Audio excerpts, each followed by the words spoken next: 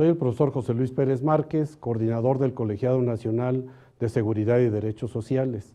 Una decisión de nuestro presidente, el maestro Juan Díaz de la Torre, y que hoy con referencia y en el agradecimiento a esta gran participación de todos ustedes en este gran proyecto, quiero iniciar lo que será una plática, una conversación a través de esta videoconferencia. Quiero, antes que nada, agradecer al maestro Emigdio Coronado Buzani la invitación a participar con esta videoconferencia en el programa de formación integral de líderes para la cuestión sindical, proceso que se está llevando a cabo a través de la Escuela Nacional y Profesionalización Sindical. Con un gran reconocimiento, saludo y felicito a todas y a todos los compañeros de las diferentes secciones sindicales del país que participan en este esfuerzo que hace nuestra organización sindical para fortalecer y profesionalizar el trabajo que cotidianamente realizan todos los que participamos en esta gran organización sindical.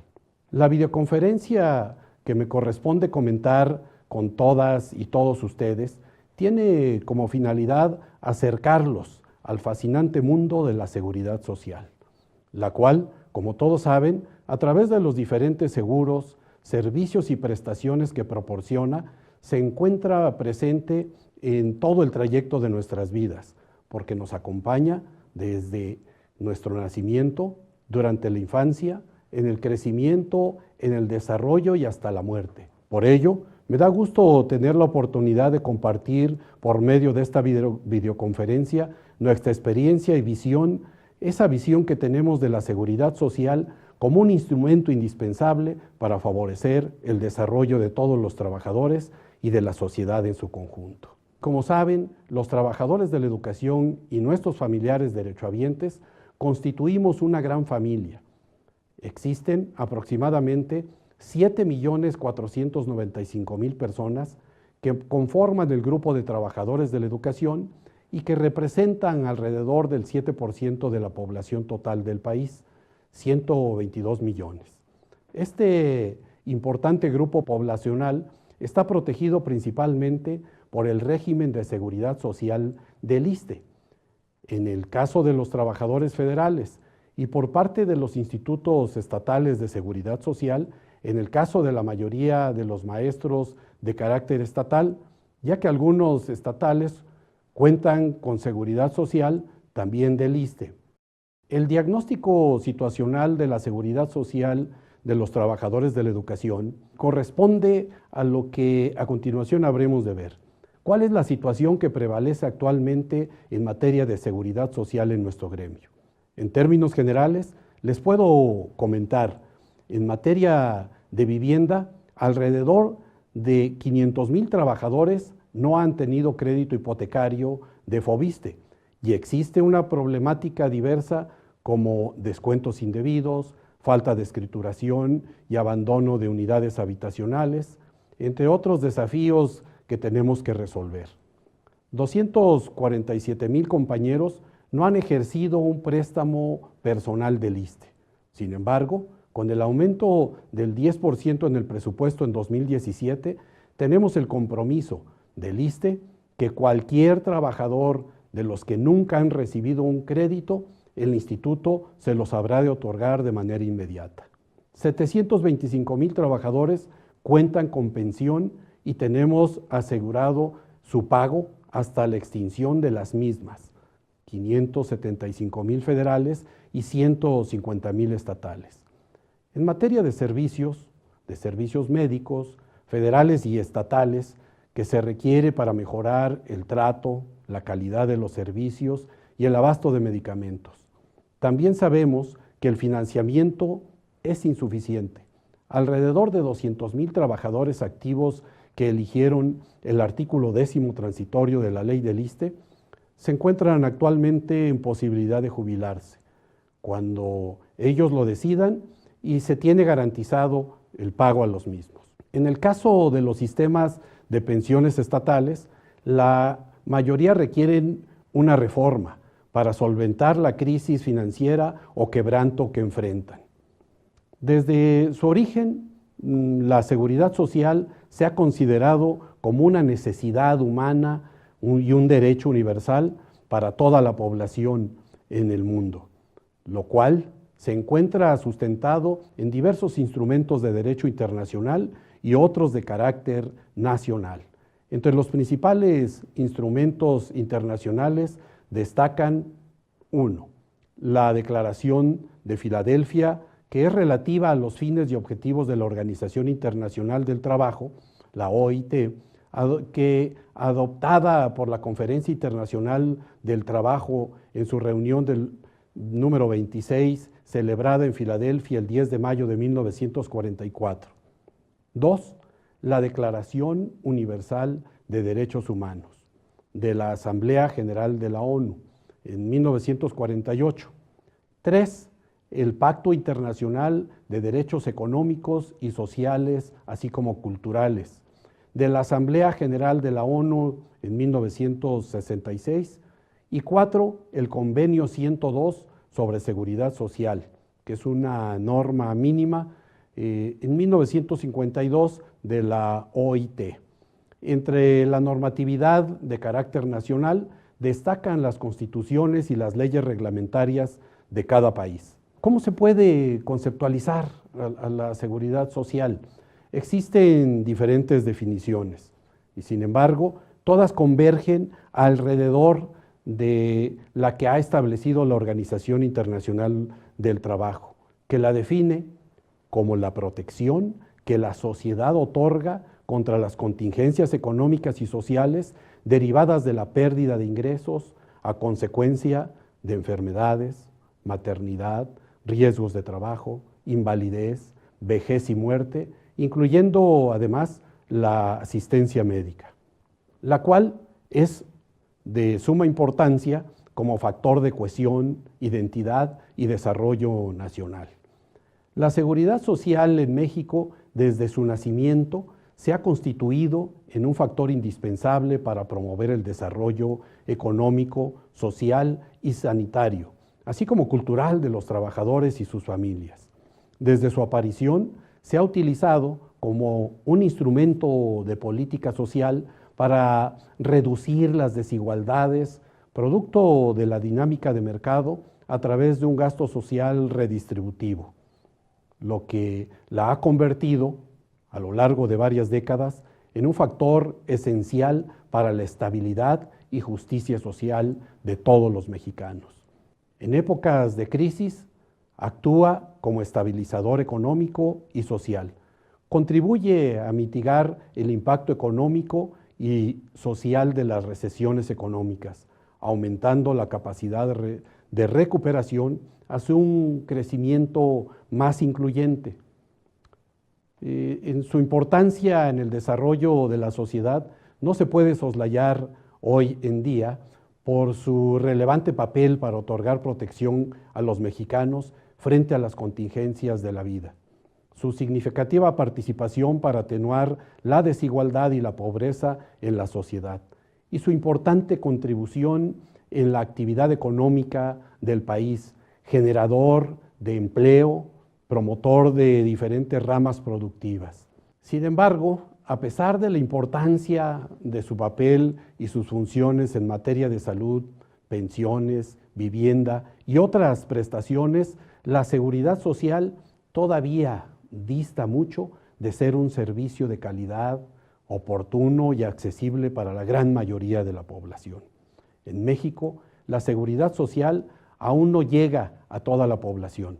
Por ejemplo, de un total de 50 millones de población económicamente activa, solo el 40%, es decir, 20 millones de personas que se encuentran dentro de la economía formal, cuentan con los servicios de la seguridad social, mientras que el 60%, es decir, 30 millones de personas que se encuentran dentro de la economía informal, no cuentan con seguridad social ni con la certeza de recibir un ingreso durante la vejez. Esta situación origina un problema de cobertura y de financiamiento desde el punto de vista de la cobertura. 30 millones de personas carecen de seguridad social Y desde el punto de vista financiero, los sistemas de seguridad social y en particular sus servicios de salud enfrentan graves problemas de recursos y los esquemas pensionarios están en quiebra y requieren de una reforma por falta de viabilidad financiera. Si estos 30 millones de personas sin seguridad social, o por lo menos la mitad de ellos, cotizara, la situación financiera de la seguridad social de cualquier instituto sería viable. En nuestro caso, el ISSSTE sería totalmente distinto. Los sistemas de seguridad social en México vienen clasificados en la siguiente manera, como lo podemos observar en la lámina. ¿Cuál es la situación que prevalece en los sistemas de seguridad social en México y cómo impacta al ISSSTE y los servicios que nosotros recibimos? El principal problema es que la seguridad social se encuentra dispersa en más de 100 instituciones. Como ustedes podrán observar en la lámina, aún no es universal ni protege a los más vulnerables. Su principal característica es que se trata de un sistema desarticulado, con una oferta de servicios de distinta calidad, con diferentes requisitos de acreditación y con distintos costos para los usuarios, lo que origina una menor calidad en los servicios que proporciona cada institución. Un ejemplo de ello es la seguridad social de los trabajadores de la educación.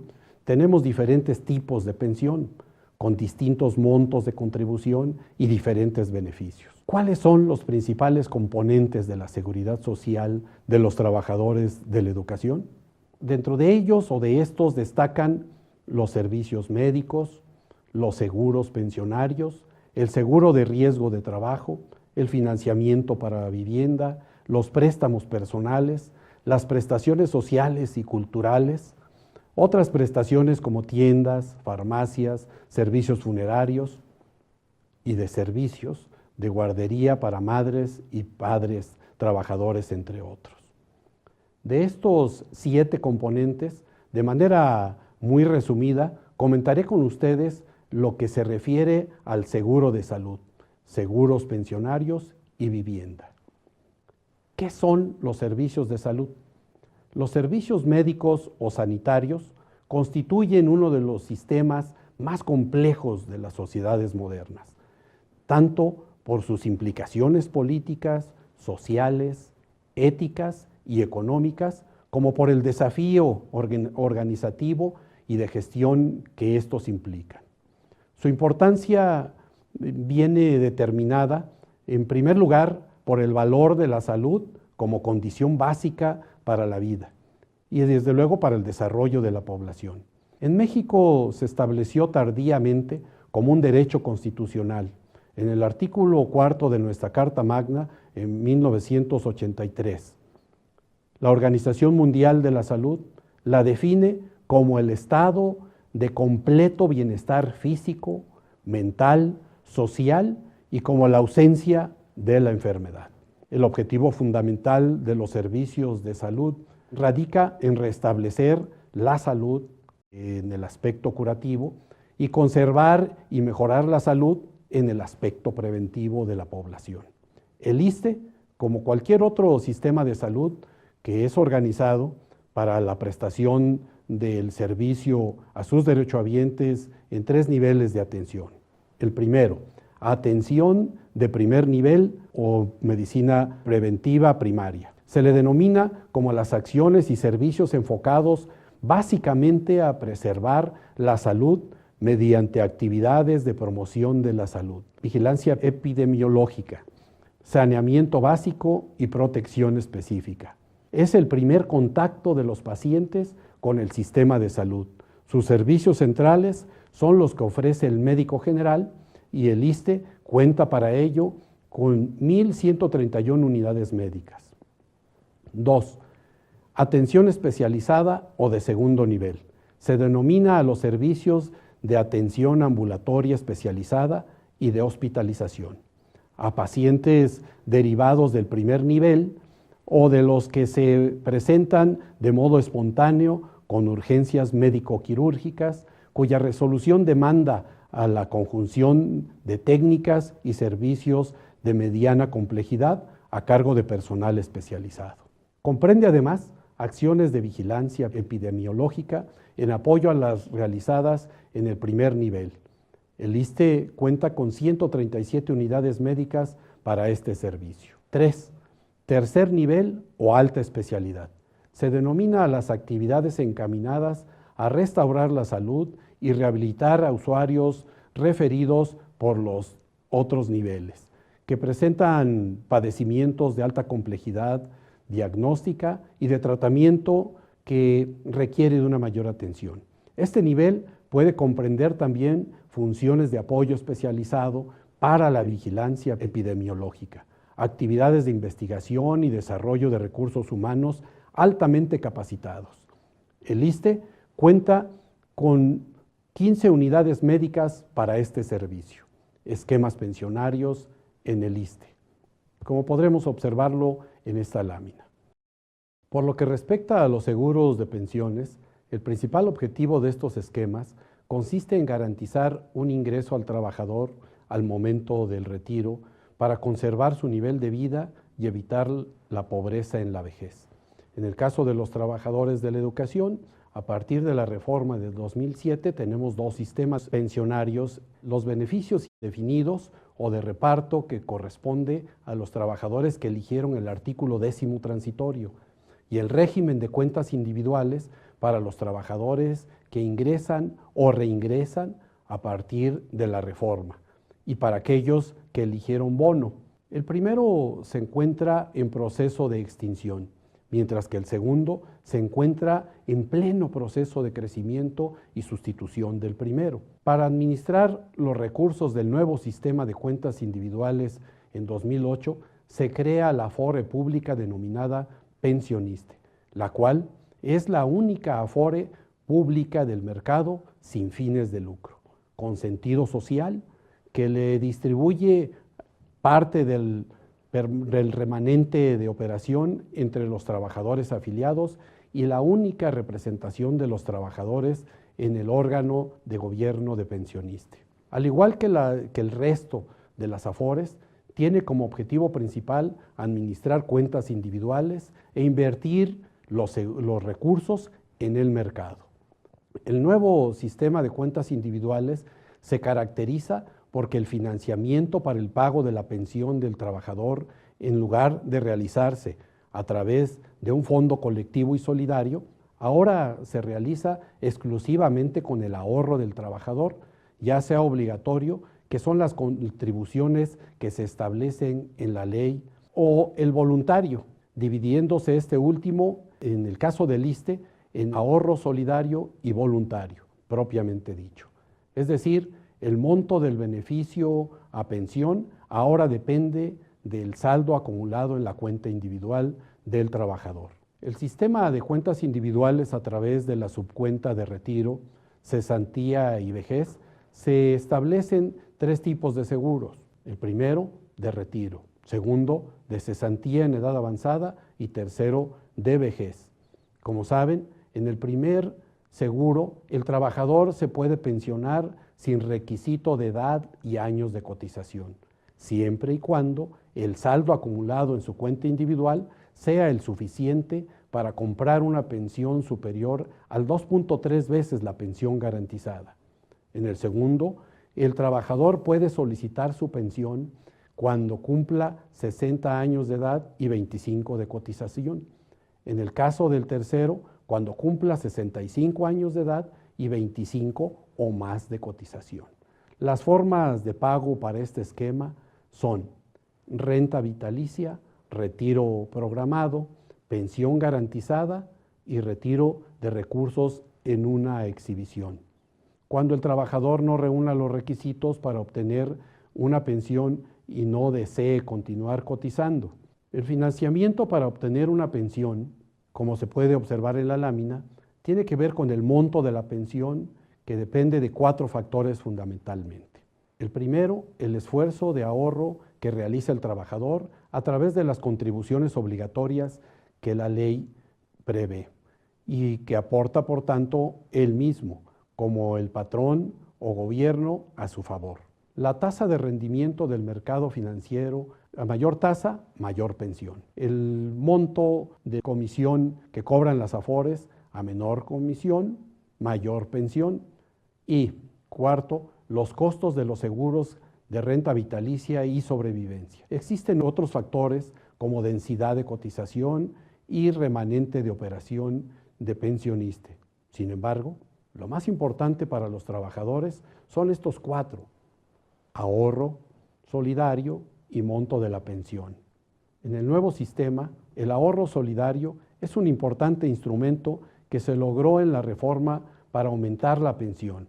Es una contribución adicional a la obligatoria, con apoyo del gobierno federal. Por cada peso de ahorro del trabajador, el gobierno aporta 3.25 pesos.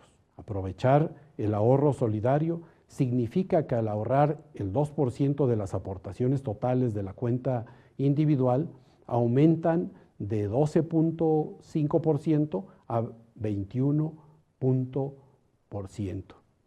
Con ahorro del 1%, las aportaciones totales de la cuenta individual aumentan de 12.5% a 16%. Como ustedes pueden observar en la gráfica, con el ahorro solidario del 1%, la pensión puede aumentar alrededor de 34% adicional, y con el 2% se incrementa en 68% aproximadamente. Ello por la contribución de 3.25 pesos con el que el gobierno contribuye por cada peso del trabajador. Actualmente, solo alrededor del 15% de los trabajadores de cuenta individual están haciendo uso de esta prestación, mientras que el 85%, por desgracia, no están haciendo uso del ahorro solidario, por lo que al final de su vida laboral van a obtener una menor pensión. Dentro de la seguridad social, la vivienda es sin duda una de las demandas más sentidas de la población trabajadora del país, porque además de ser un bien que permite satisfacer las necesidades de habitación de una familia, le proporciona seguridad, protección a las personas, mejora su nivel de vida y posibilita la capitalización familiar, lo que facilita el desarrollo integral de la sociedad. Para hacer frente a esta significativa demanda social, desde 1917 el contribuyente plasmó en nuestra Carta Magna la obligación de los patrones y las empresas de proveer a sus trabajadores de viviendas cómodas e higiénicas. En el año de 1972, con la reforma del artículo 123 constitucional, se crean los dos organismos responsables de atender la demanda de vivienda por parte de los trabajadores: el Infonavit, para atender a los trabajadores del sector privado, y el Fobiste, como un órgano desconcentrado del ISSSTE, para atender las necesidades de vivienda de los trabajadores al servicio del Estado.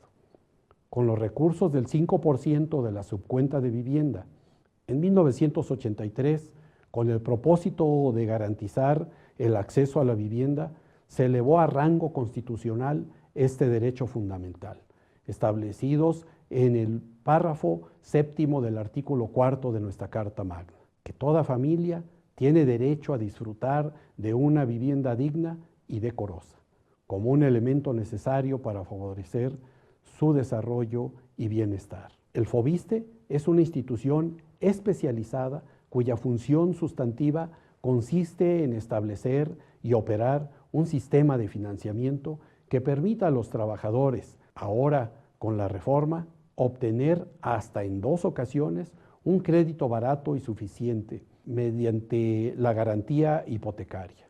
Estos créditos hipotecarios se otorgan a los trabajadores que sean titulares de las subcuentas de vivienda y que cuenten con depósitos a su favor del 5% del salario por más de 18 meses en el instituto. Los créditos se pueden destinar a la adquisición o construcción de vivienda, a la reparación, ampliación o mejoramiento de sus habitaciones, así como al pago de pasivos contraídos por los conceptos anteriores. Desde su origen en 1972 a diciembre de 2016, Foviste ha otorgado históricamente más de 1.651.000 créditos a igual número de trabajadores, por un monto de 470.887 millones de pesos, lo que ha permitido que de un total de alrededor del 50% de los trabajadores y pensionados de la educación hayan sido beneficiados con un crédito. Por ello, tenemos el reto de continuar gestionando ante el ISSSTE que se incrementen los recursos de cada año y que se destinen para el programa de vivienda con la finalidad de atender la demanda que presenta el resto de nuestros compañeros que aún no cuentan con un crédito de vivienda. A 20 años de la reforma estructural del Instituto del Seguro Social y a 10 años de la que se realizó al ISSSTE, se puede afirmar en una primera evaluación sobre sus resultados que aún existen adeudos pendientes con los trabajadores y sus familiares derechohabientes, de mejorar la calidad y la provisión de todos los servicios, y en particular en el caso de pensiones. No existe certidumbre que el monto de la tasa de reemplazo que obtengan los primeros jubilados de cuentas individuales y que éste sea suficiente para garantizar una vida plena a los trabajadores en retiro. Entre la problemática estructural que se ha identificado se enfrentan los sistemas de pensiones de los trabajadores de la educación. Destaca la siguiente. 1. Los sistemas de pensiones se encuentran fragmentados en diversas instituciones públicas. Además del ISSSTE, existen más de 100 esquemas de pensiones. Esta situación, como ya lo mencioné, origina un sistema desarticulado, con una oferta de servicios de distinta calidad, con diferentes requisitos de acreditación, con distintos costos para los usuarios y diferentes montos de pensión. 2. A la fecha, se ha comprobado que el envejecimiento de la población y cambio demográfico impacta en el financiamiento tanto de los sistemas de reparto y solidarios como en los sistemas de cuentas individuales. Porque en el primero, a mayor edad, mayor déficit, y en el segundo, a mayor edad, menor pensión. 3. Las tasas de reemplazo esperadas de cuentas individuales son bajas y existe el riesgo de acercar al trabajador durante la vejez a la línea de pobreza. Por ejemplo, en el caso del ISSSTE, diversas estimaciones ubican la tasa de reemplazo sin ahorro solidario en alrededor del 45%, mientras que el promedio de la Organización para la Cooperación y Desarrollo Económicos, la OCDE, es de alrededor del 65%. 4. Existen algunas dependencias de gobiernos estatales y municipales que son morosas en el pago de las contribuciones obligatorias del seguro de retiro, cesantía y vejez, SAR, ISSSTE y ahorro solidario, así como los recursos de la subcuenta de vivienda, lo cual afecta el patrimonio de los trabajadores y pone en riesgo la viabilidad del sistema. 5. Se carece de un sistema de fiscalización robusto por parte del ISSSTE para identificar dependencias en mora, notificar y realizar acciones oportunas de cobranza. 6. Las comisiones que cobran las AFORES por la administración de los recursos continúan siendo altas, en detrimento del monto final de la pensión de los trabajadores. Si bien han ido disminuyendo gradualmente en los últimos años, no se ha observado ningún beneficio alrededor, porque disminuyen décimas y se aplican a saldos crecientes de las cuentas individuales. Por ello, se debe sustituir la comisión sobre saldo por una sobre rendimientos. 7. A pesar de que la tasa de reemplazo depende de las contribuciones obligatorias voluntarias, solidarias y de los rendimientos, se observa una falta de promoción institucional, salarios bajos, de incentivos fiscales para promover una cultura de ahorro voluntario y solidario. Como reflexiones finales, dejaría para su análisis y discusión que el retiro es un reto, que este reto en materia de salud en nuestro país son dos principalmente.